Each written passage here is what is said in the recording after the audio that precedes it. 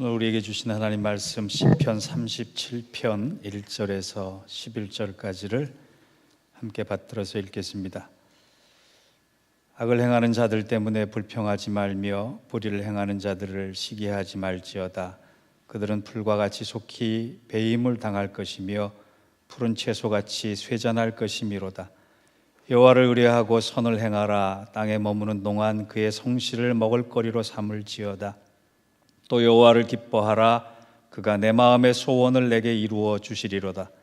내 길을 여호와께 맡기라. 그를 의지하면 그가 이루시고 내 의를 빛같이 나타내시며 내 공의를 정오의 빛같이 하시리로다.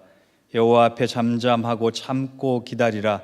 자기 길이 형통하며 악한 꾀를 이루는 자 때문에 불평하지 말지어다. 분을 그치고 노를 버리며 불평하지 말라. 오히려 악을 만들 뿐이라.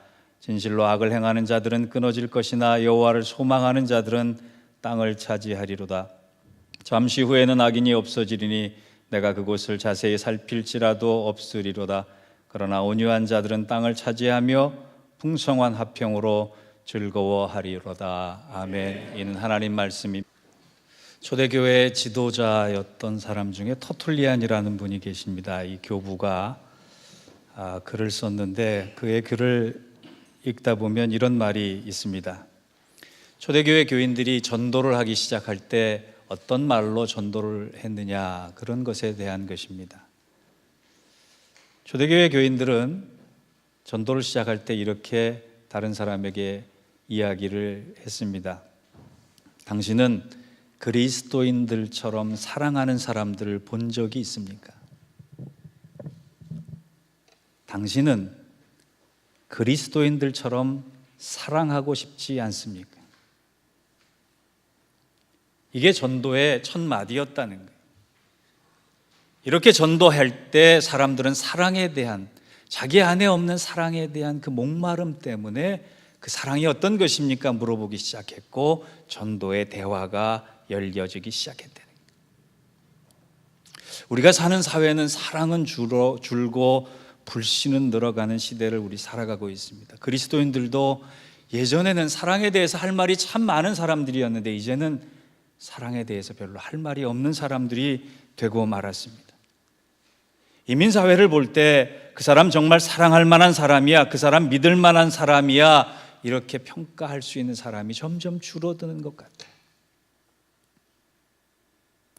독일 사회학의 분류법에 의하면 두 가지 종류의 사회가 존재합니다. 하나는 팔꿈치 사회고 하나는 어깨동무 사회입니다.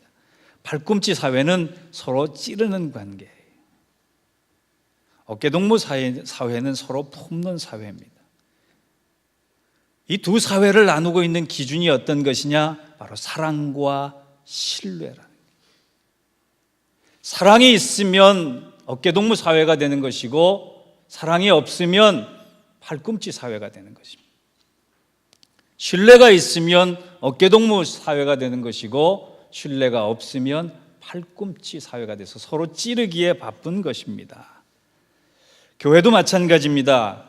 어깨동무 교회가 있고 팔꿈치 교회가 있어요. 교회 올 때마다 아프면 팔꿈치 교회, 교회 올 때마다 내가 녹아들 수 있으면 어깨동무 교회가 될 수 있는 거예요. 그 중요한 기준이 뭐냐? 바로 신뢰와 사랑이다라고. 근데 우리 요즘 참 부정적이 되기가 쉬워요. 그 사랑을 멀리하고 사랑의 가치를 소멸시키고 부정적이 되는 것이 얼마나 많은지 모릅니다. 한 연구소에서 직업과 이미지를 조사했는데 치과 의사에 대한 이미지를 조사했더니 어떤 이미지가 나오냐. 저 같으면 굉장히 고마워할 것 같아요. 아픈 이를 치료해 주기 때문에. 치과 의사에 대한 이미지가 어떤 이미지가 나왔느냐 하면 다시는 만나고 싶지 않은 사람. 일면 맞는 말이기도 해요. 우체부에 대한 이미지는 어떤 이미지냐? 좀 반가운 사람일 수 있겠는데 또 다른 면에서 보면 빌 가지고 오는 반갑지 않은 사람이라고 하는 이미지가 있더란 말이죠. 사회가 부정적이 돼가고 관계가 부정적이 돼가는 그 가운데 우리가 경험할 수 있는 것은 지옥입니다. 우리의 신앙의 출발은 하나님이 우리를 믿어주시고 우리가 하나님을 믿는 것에서부터 출발하는 거예요. 그런데 아무리 하나님을 믿으려고 해도 믿어지지 않으면 그의 심령은 지옥이 되는 겁니다. 그 믿음이 깨진 것이 선악과 사건이고 그 믿음이 원래의 자리로 돌아온 것이 십자가 사건이에요. 이 십자가 사건에 하나님과 나와의 관계를 믿음과 사랑과 신뢰로 회복시켜 주신 그 주님 때문에 오늘 우리는 이 자리에 앉아 있는 것을 알 수 있습니다. 그런데요, 이 믿음을 원래 자리에 돌아왔던 헬라어 피스티스라고 하는 믿음이란 단어는 어떤 단어냐면 하나님의 존재를 내가 긍정한다, 하나님의 존재를 믿는다, 그것에 그치는 것이 아니에요. 하나님의 약속을 믿고 하나님의 존재를 믿는 뿐만이 아니라 하나님의 약속을 믿고 하나님의 성취에 대한 확신을 가진다라고 하는, 나아가서 좀 더 적극적인 의미입니다. 믿음은 단지 하나님의 존재만 믿는 것이 아니라 그분이 하신 말씀과 약속까지도 내가 확신하겠다라고 하는, 거기까지 나가야지 온전한 믿음이 되는 것이에요.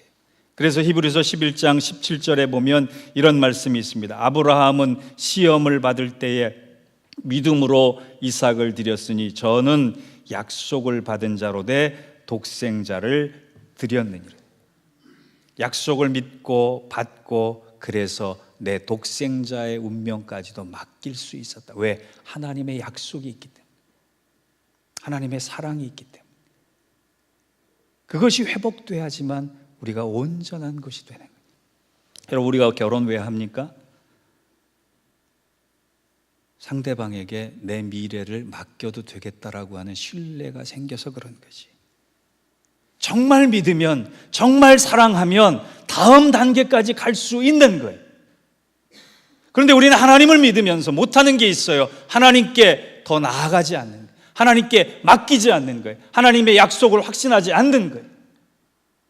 오늘 본문에 보면 세 가지의 명령령의 말씀이 나옵니다. 행하라, 기뻐하라, 맡기라. 행하라도 알고 기뻐하라도 알 것 같아요. 그런데 맡기라에 우리는 너무나 취약한 믿음을 가지고 있어요. 그래서 오늘 본문은 하나님께 우리가 맡길 수 있는 믿음으로 나아갈 수 있는 새로운 출발이 되기를 원합니다. 성경은 우리가 제대로 믿기 위해서 하나님께 온전히 맡기라라고 하는 말씀을 신구약 통틀어서 7번을 얘기해요. 민수기 3장 9절, 시편 37절 5절, 시편 55편 22절, 잠언 16장 3절, 마가복음 11장 24절, 로마서 12장 19절, 베드로전서 5장 7절. 이 중에 민수기는 사람과의 관계니까 나머지 6번에 대해서 우리가 온전한 믿음으로 나아가기 위해서 하나님께 무엇을 맡겨야 하나, 하나님께 무엇을 확신해야 하나, 이것을 오늘 좀 살펴볼까 합니다. 첫째, 내가 하나님께 맡겨야 할 것이 있는데 그것이 뭐냐? 내 인생의 길이라고 하는 거예요. 시편 37편 5절과 6절을 함께 같이 읽겠습니다. 시작. 내 길을 여호와께 맡기라. 그를 의지하면 그가 이루시고 내 의를 빛같이 나타내시며 공의를 정오와. 우리가 알고 있는 이 시편 37편은 다윗이 거의 죽을 때쯤 돼서 고백한 시입니다. 여러분, 죽기 전에 사람은 진솔해져요. 죽기 전에 자기 인생에 대한 결론을 가지고 있어요. 시편 37편은 다윗 인생의 결론이라고 해도 과언이 아닙니다. 그런데 그가 자기 인생의 결론을 뭐라고 맺고 있느냐? 내 인생길을 여호와께 맡기는 것이 가장 행복했다라고 해요. 때로는 내 의지대로 살았고, 때로는 내 욕심대로 살았고, 때로는 내 욕망대로 살았는데 그거보다 더 중요한 내 인생의 결론은 오직 여호와께 내 인생의 길을 맡기는 것이 가장 행복했다라고요. 제가 목회를 하다가 보면 짧은 연수에 아주 성숙해지는 사람이 있어요. 오래 믿어도 미지근한 신앙을 갖고 있는 사람이 있는 반면에 짧은 연수에 아주 신앙이 잘 성숙해지는 사람이 있는 것을 봅니다. 그들의 공통점이 뭔지 아세요? 하나님께 잘 맡기는 사람이 되는 거예요. 하나님께 맡기는 순간 내 인생, 내 믿음이 성숙해집니다. 신앙이란 한마디로 다른 것이 아니에요. 하나님께 맡기고 사는 삶을 사는 것입니다. 6절을 보세요. 그를 의지하면 그가 이루시고, 하나님이 우리를 이루시기까지 우리가 먼저 해야 할 것은 하나님을 의지하면서 하나님께 맡기는 것입니다. 여러분, 생존을 위해 몸부림치면서 왜 그 생존의 짐을 지고 하나님께 맡기지 못하십니까? 저도 교회 개척하고 10년을 지나면서 지난 10년을 돌아보면 부더니도 내 힘으로 해보려고 애썼던 것 같아요. 그때마다 무너지고, 그때마다 아프고, 그때마다 힘들었어요. 10년이 넘어가면서 제가 하나님 앞에 다짐한 게 있어요. 하나님, 맡기겠습니다. 내 목회가 아니라 이것은 하나님 목회입니다. 하나님 목회의 신실한 도구가 되겠습니다. 그렇게 고백했어요. 여러분, 기도라는 거 다른 것이 아니에요. 기도란 내 욕망, 내 의지를 향해서 하나님께 나아가는 것이 아니라, 기도란 다른 것이 아니라, 하나님, 내가 내 인생의 모든 권한을 하나님께 위임합니다. 내 인생의 사인권자, 결정권자는 내가 아니라 주님이십니다. 이렇게 고백하는 거예요. 자신의 미래를 가장 잘 맡긴 대표적인 사람이 창세기에 나오는 요셉입니다. 우리는 요셉이 대단한 사람인 줄 아는데요, 요셉의 어린 시절을 보면 그가 좀 못된 구석이 있어요. 요셉 때문에 가정불화가 많이 일어났어요. 교만하기 이를 데 없는 사람이었어요. 굉장히 이기적인 사람이었어요.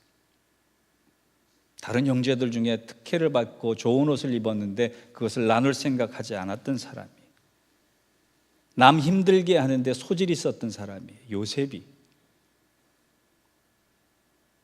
성품적으로 봐서는 그가 하나님의 위대한 택함을 받을 수 있는 소지는 많지 않아 보이기도 합니다. 그러나 그가 잘한 것이 있어요. 한 가지 대단히 잘한 것, 형제들보다 잘한 것, 이스라엘 백성들보다 잘한 것이 있는데, 그것이 뭐냐? 자신의 미래를 철저히 하나님께 맡긴 것이에요. 창세기를 읽다 보면 그가 하지 않은 일 두 가지가 있습니다. 기도와 불평하지 않았어요. 기도하지 않았다는 것은 그가 기도의 사람이 아니라는 뜻이 아니에요. 그는 늘 기도했기 때문에 따로 기도할 것을 적지 않아도 될 만큼 기도의 사람이었어요. 또 하나, 그는 불평하지 않았어요. 왜? 하나님의 선한 인도를 확신했기 때문에. 구덩이에 빠져 있을 때, 옥에 갇혀 있을 때, 모함을 당했을 때, 억울한 상황과 사건과 관계 속에 놓여져 있을 때 그는 한마디도 불평하지 않았습니다. 대신 한 말이 있어요. 자기의 미래를 하나님께서 책임지신다라고 하는 고백을 합니다. 창세기 45장 8절입니다. 그런즉 나를 이리로 보낸 이는 당신들이 아니요 하나님이시라. 하나님이 나를 바로에게 아버지로 삼으시고 그 온 집의 주로 삼으시며 애굽의 온 땅의 통치자로 삼으셨나이다. 이 우여곡절을 통해 이 자리까지 온 것은 하나님께서 하신 것이다. 나는 그 하나님의 길에 나를 순종케 한 것밖에 없다는 고백이. 사랑하는 성도 여러분, 이 가을에 9개월 동안 애쓰고 땀 흘리고 눈물 흘리며 이 자리까지 왔다면, 이제 2018년의 나머지 3개월을 어떤 결실을 향해 전진해야 한다면 가장 먼저 여러분의 인생의 길을 하나님께 맡길 수 있는 믿음의 사람 되기를 주의 이름으로 부탁합니다. 두 번째, 우리가 맡겨야 할 것은 하나님께 맡겨야 할 것은 내 모든 행사를 맡기는 것. 잠언 16장 3절을 한번 봅니다. 같이 읽겠습니다. 시작. 너의 행사를 여호와께 맡기라. 그리하면 내가 경영하는 것이 이루리라. 여기서 행사라고 하는 건 내가 하고 있는 모든 일을 얘기합니다.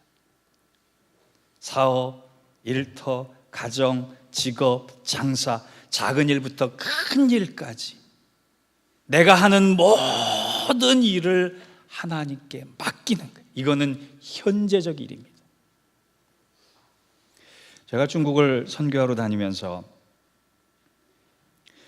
통역하는 선교사님이 한 번은 아주 믿음 좋은 성도 한 사람이 있는데 그분을 만나봤으면 좋겠습니다. 안내를 해줘서 가본 적이 있는데 그분은 철공소를 하고 계시더라고요.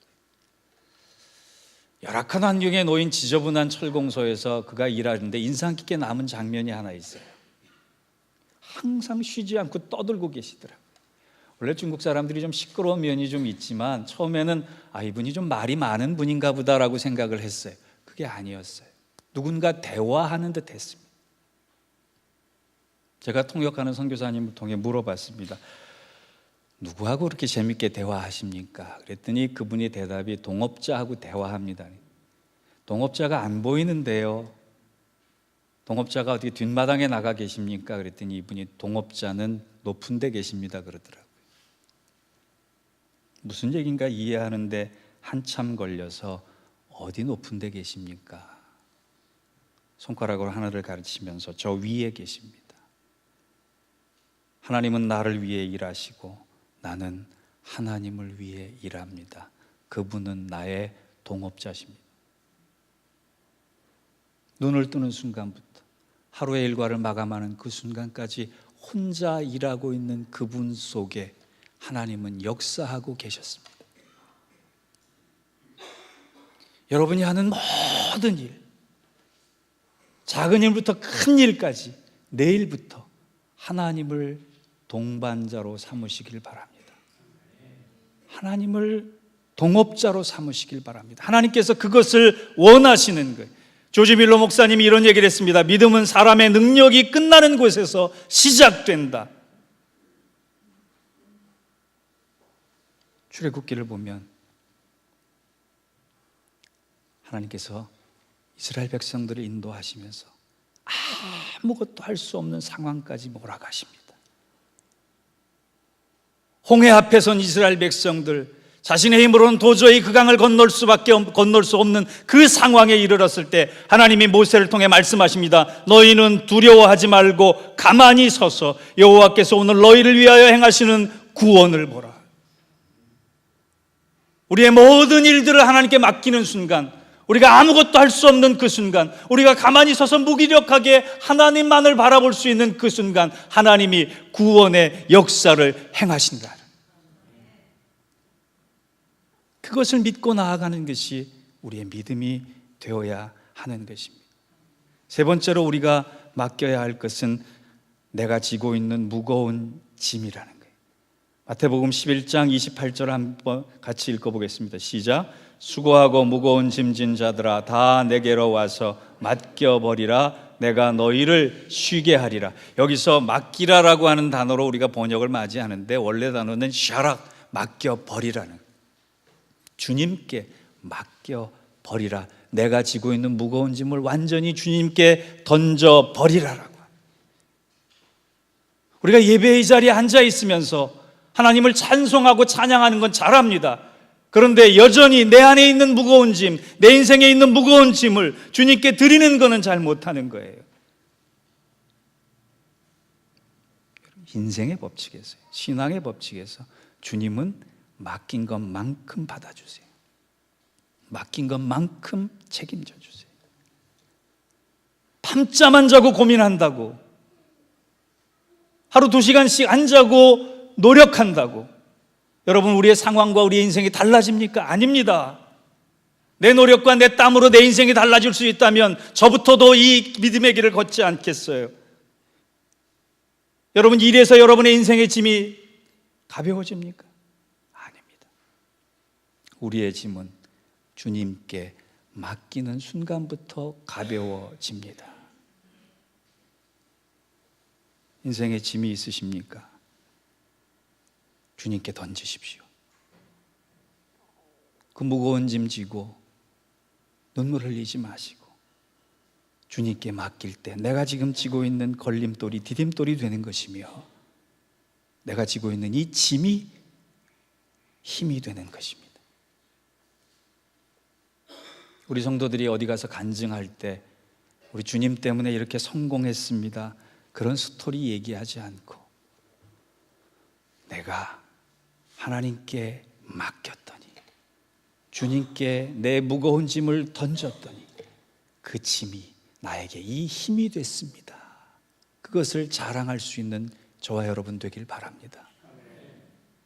관계, 아픔, 상처, 내가 컨트롤할 수 없는 이 모든 현실들, 이것이 무거운 짐일 때 하나님, 내가 이제 맡기기를 원합니다. 온전한 믿음으로 맡길 때 주께서 역사해 주옵소서. 그렇게 간증할 수 있는 저와 여러분 되길 바랍니다. 네 번째로 하나님께 맡겨야 할 것은 염려입니다. 염려. 베드로전서 5장 7절을 한번 같이 읽겠습니다. 시작. 너희 염려를 다 주께 맡겨버리라. 이는 저희를 권고하심이라. 여기서의 염려를 맡겨버리라 할 때의 단어는 신탁이라고 하는 단어의 재판 용어입니다. 맡겨서 찾지 마라라고 하는 거예요. 제가 몇 번 말씀드렸습니다만 교회 예배당 들어오시면서 봉헌하시잖아요. 여러분, 헌금 봉투에 여러분의 이름 써서, 기도 제목 써서 헌금하시잖아요. 예물을 얼마 넣든 상관없습니다. 여러분이 한 가지 더 넣으셔야 할 것이 있어요. 감사의 기도 제목만 적을 것이 아니라 염려의 제목도 같이 적으셔서 그 바구니에 넣으시기 바랍니다. 염려와 근심까지도 예물과 함께 들이실 수 있는 여러분 되기 바랍니다. 하나님은 예물만 받으시는 것이 아니라 여러분의 염려와 근심도 함께 받기를 원하세요. 염려, 예배드리고 찬양할 때 잘 하나님께 맡겨놨다가 꼭 예배당 문 밖을 나서시면서 다시 찾아가시는 분 계세요. 그러지 마세요. 하나님께 염려와 근심을 맡기고 다시는 찾아가지 않는 것, 그것이 베드로전서 5장 7절의 말씀입니다. 너희 염려를 다 주께 맡겨버리라.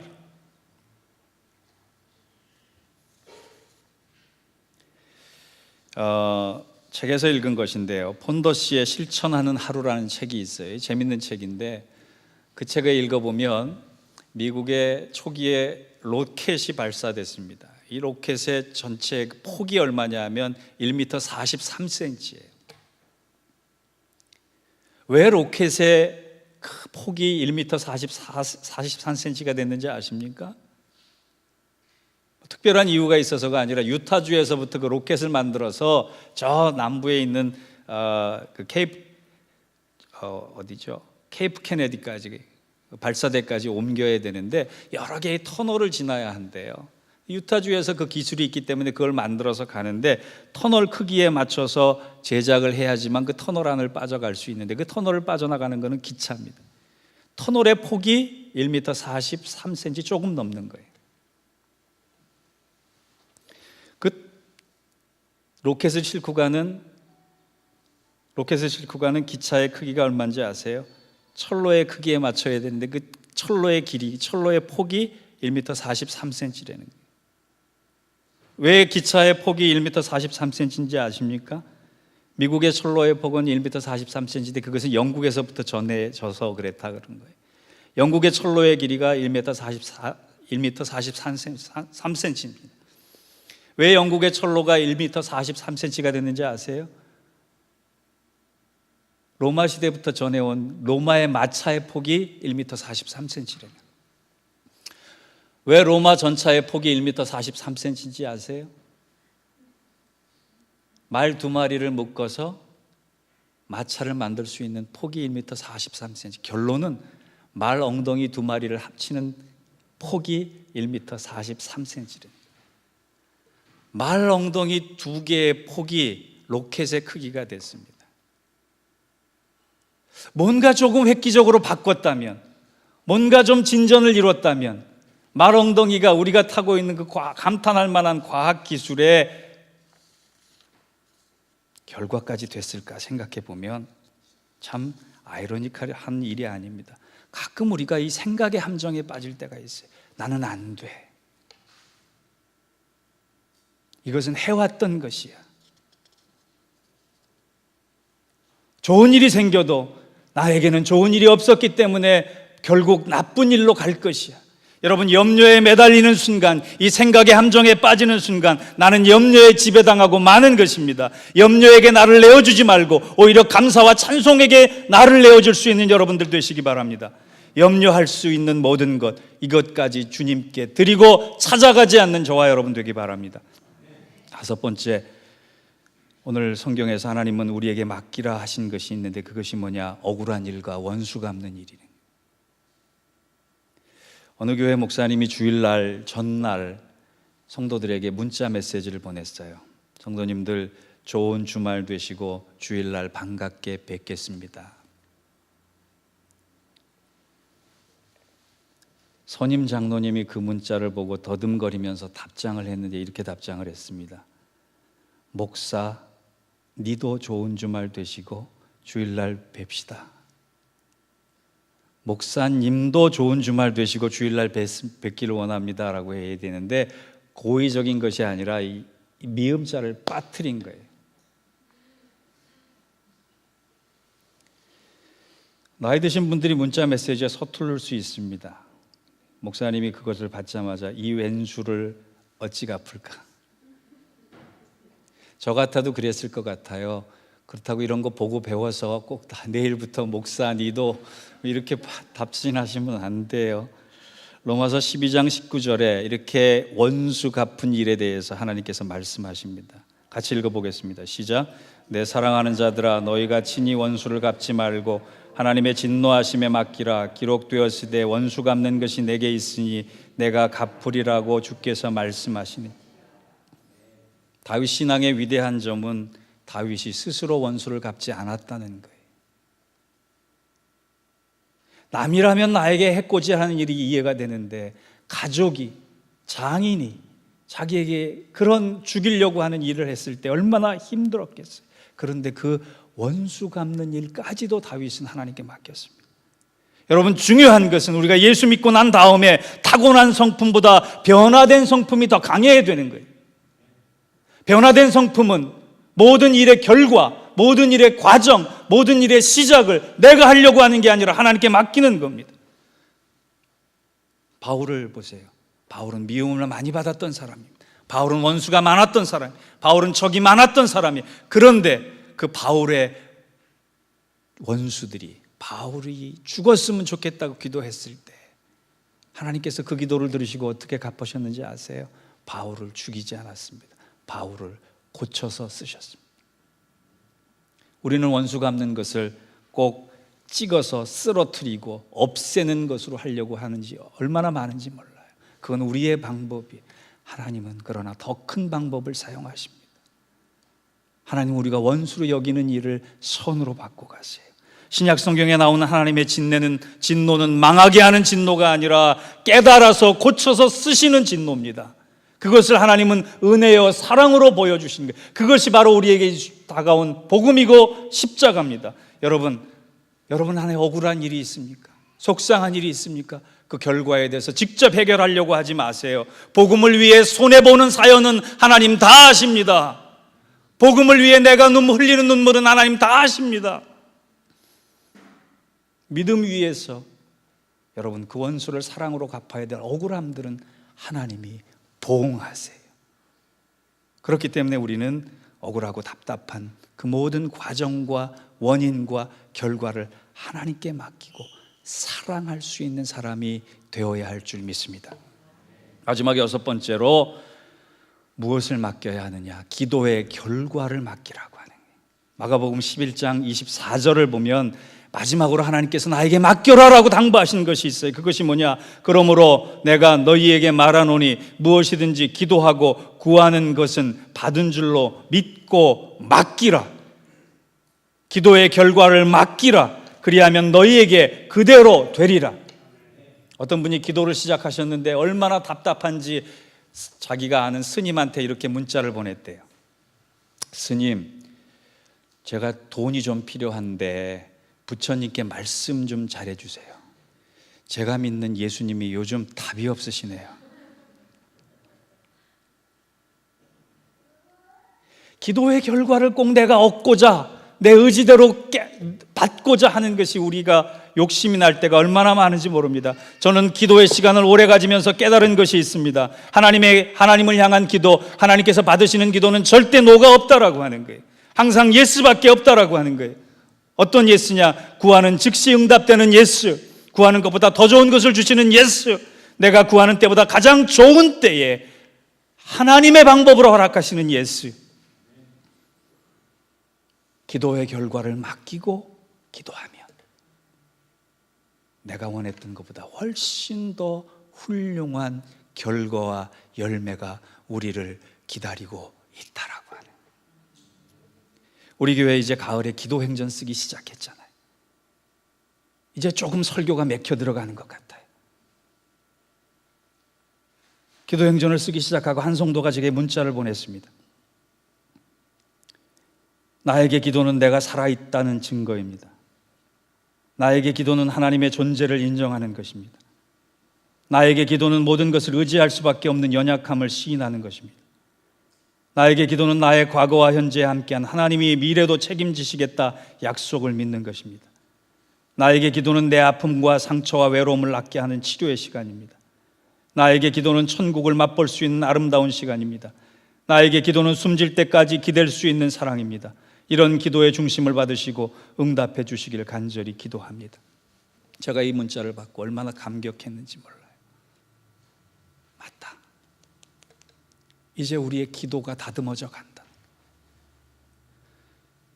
하나님께서 분명히 말씀하셨어요. 기도의 결과를 내가 책임지고 준비하고 있다. 기도의 결과를 너의 것으로 삼지 말고 나의 것으로 삼아라. 쉬지 말고 기도하라는 말씀이 있습니다. 간혹 질문을 받아요. 목사님, 어떻게 쉬지 않고 기도합니까? 밥 먹어야죠, 쉬어야죠, 잠자야죠.